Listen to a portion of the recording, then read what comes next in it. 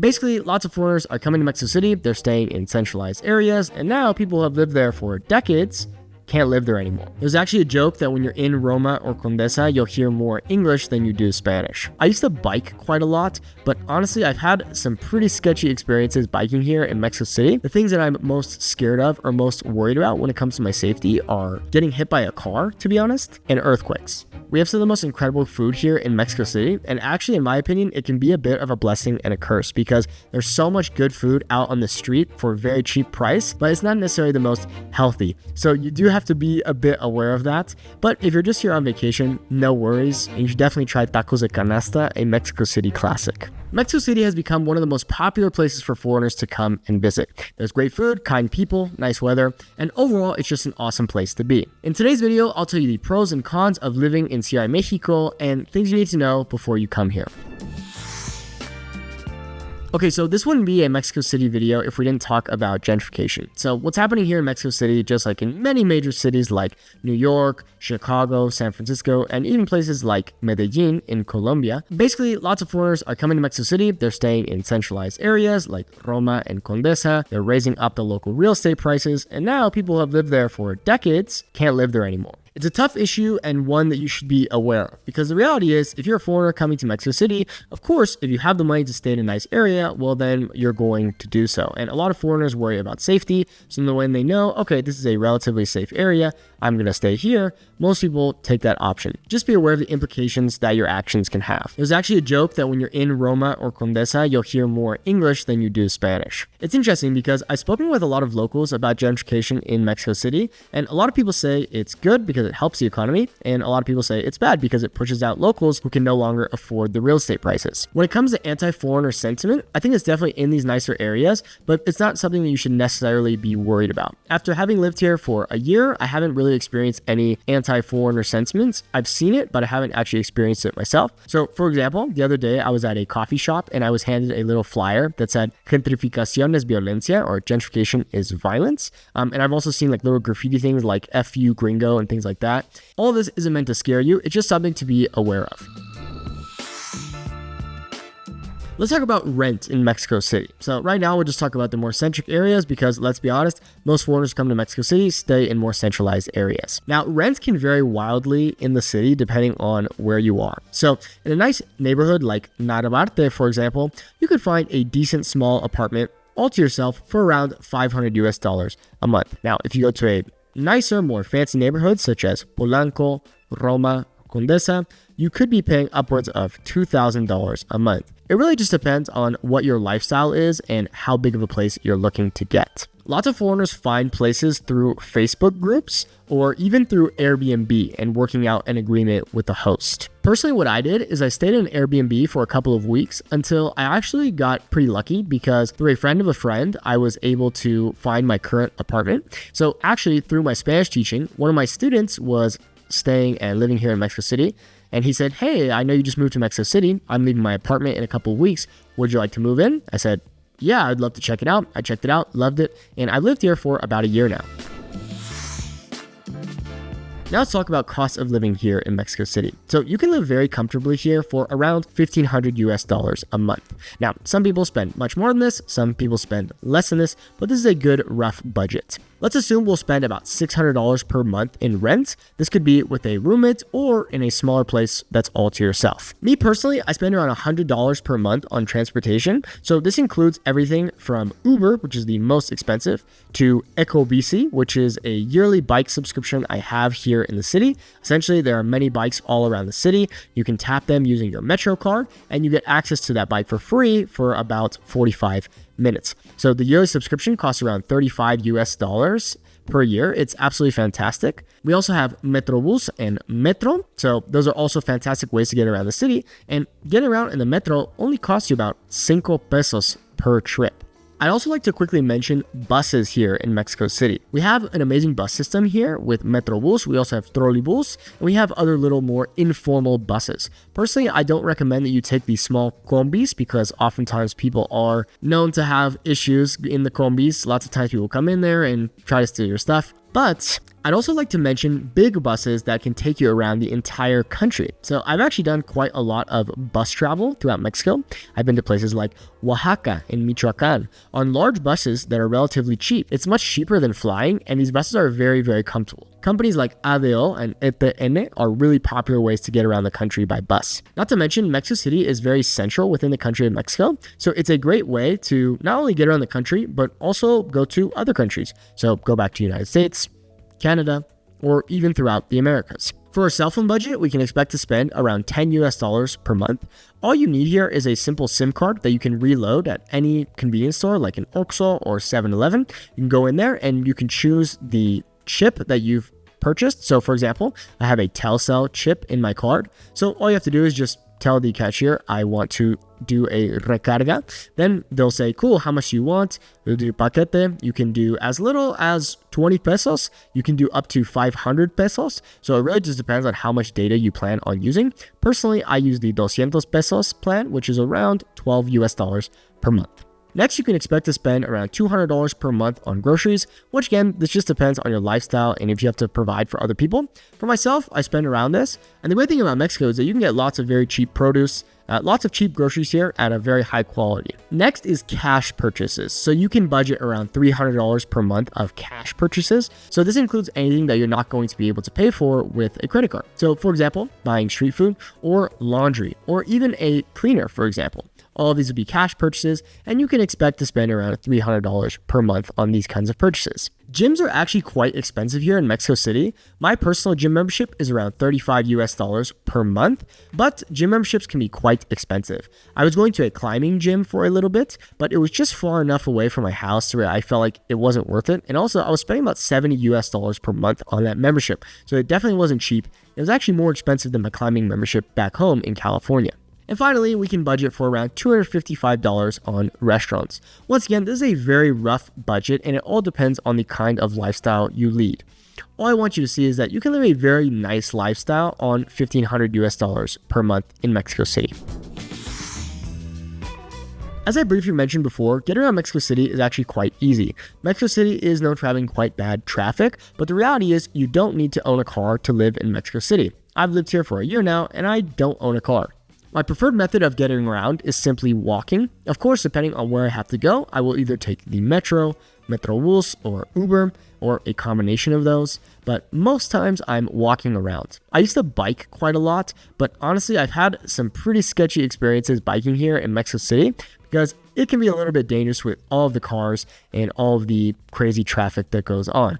Fun fact, in order to get your license here in Mexico City, you actually don't need to take a test. All you have to do is pay and they'll give you a license.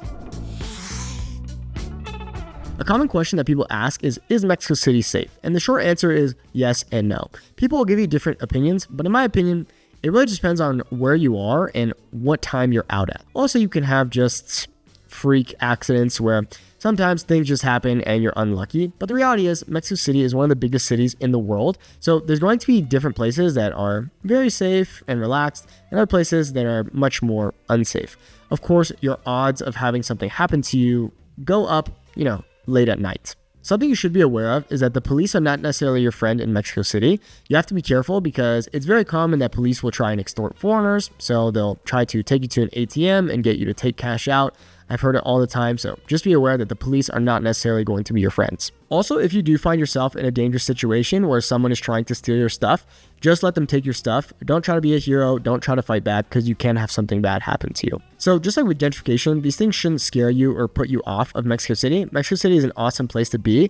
Just be aware that it is a big city, and with any big city, you have to keep your head on a swivel and be alert. This doesn't mean you need to be paranoid, but you just need to be alert. And truthfully, after having lived here for 1 year, my biggest fear here is not necessarily getting jumped. It's actually earthquakes. I live on the 4th story of an apartment building, and sometimes earthquakes are a little bit scary. We have a big earthquake system here in Mexico City. So if you ever hear wow, wow, wow, that means that there's going to be an earthquake. And I actually do recommend that you download a free app onto your smartphone before you come to Mexico City so that you can be alerted if there is an earthquake that's going to happen. So on a day-to-day basis, I personally feel safe. I live in a nicer area of the city, so that definitely helps. But I would say that most times I feel safe. The things that I'm most scared of or most worried about when it comes to my safety are getting hit by a car, to be honest, and earthquakes.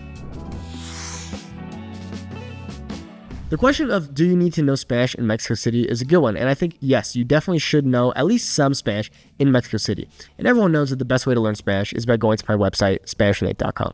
I'm not gonna lie, sometimes when I hear foreigners here in Mexico City not at least trying to speak Spanish, I cringe. I get it, you're not required to learn the language, but I think locals appreciate it a lot if you can go to a place and ask for things like la cuenta or el baño. They're very simple things that you can learn, and they're not hard to learn, and like I said, the locals will really appreciate it.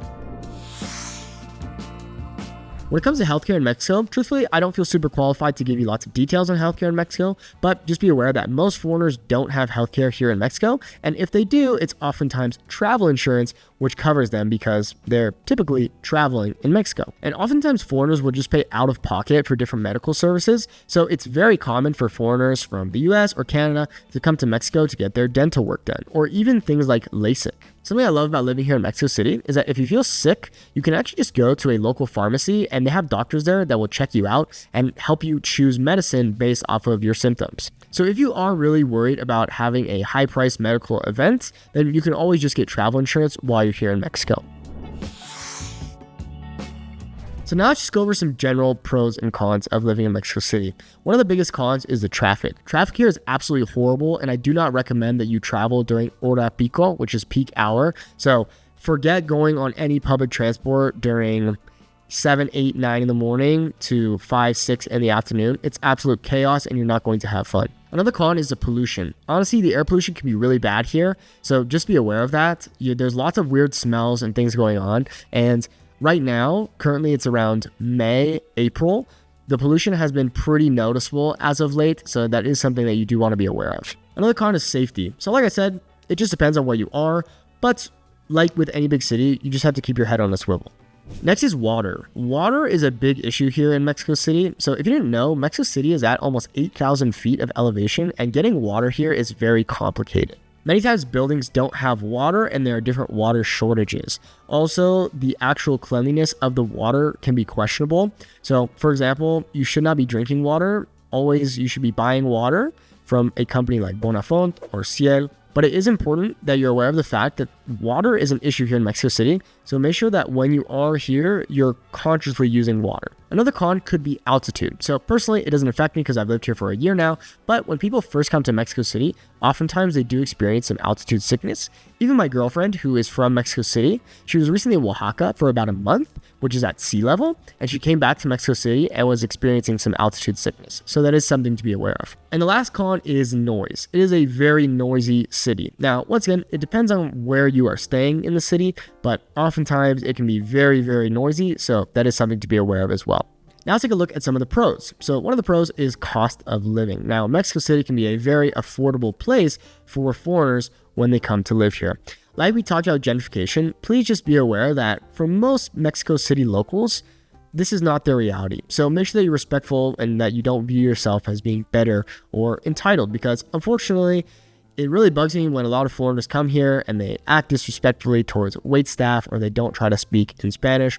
So remember that the reality for many of the people living here in Mexico City is not your same reality, so that is something to be aware of. Next pro is food. We have some of the most incredible food here in Mexico City, and actually, in my opinion, it can be a bit of a blessing and a curse because there's so much good food out on the street for a very cheap price, but it's not necessarily the most healthy. So you do have to be a bit aware of that. But if you're just here on vacation, no worries. Go and eat a bunch of tacos for a very cheap price, and you should definitely try tacos de canasta, a Mexico City classic. Another thing I love about living in Mexico City is the convenience. It's extremely convenient to live here. So, for example, we are very lucky in the sense that we actually have a trash person come into our building every couple days and collect trash. Now, this isn't the case for most people in Mexico City, but we are very lucky because we live on the 4th floor. So instead of having to haul our trash outside every time the trash truck passes by, which is basically they notify you with ringing a bell, we actually have someone come up and pick up our trash and we tip them. Like I said, that's not super common in Mexico City, but that is a luxury that we have here. Another thing is that it's very easy to pay a cleaner here in Mexico City. Many people will clean your entire apartment for around 500 pesos each time, which is roughly $30 US. So it's really, really nice to have someone come every few weeks and clean your apartment for a very affordable price. Not to mention, it's good to support the local economy. Another pro of living in Mexico City is the central location, like I talked about. It's fantastic for not only air travel, but bus travel. So you can get around the entire country very easily using Mexico City as a starting point. You can also go back to places like the US or other places in the Americas for very affordable air travel prices. And the final pro of living in Mexico City is that you can just have a really nice overall lifestyle. It's nice that you can pay moderate rent, pay for a nice gym membership, pay for healthy food, and not be breaking your budget. The cool thing is that you can live in a very beautiful place like Mexico City and not be spending New York or LA prices. Of course, they are different places completely, but as a foreigner, you can live very well here in Mexico City. Like I've been saying, please remember to respect the locals and not only stay in the gentrified bubbles of the city. Thank you so much for watching. If you want to become conversationally fluent in Spanish as fast as possible, check out the Fluent Spanish Speaker Academy. Here's what some of our current members have to say. Claudette, a USC med student, says, I've taken a few semesters of Spanish classes at my college, but using Nate's course helps me facilitate my knowledge to a whole other degree. I become more comfortable with the language and I've learned to love the journey. We stand behind our program with a 30-day full refund policy. If you're not happy within 30 days, we'll give you your money back, no questions asked. To find out if the Academy is right for you, click the link on the screen or in the description below.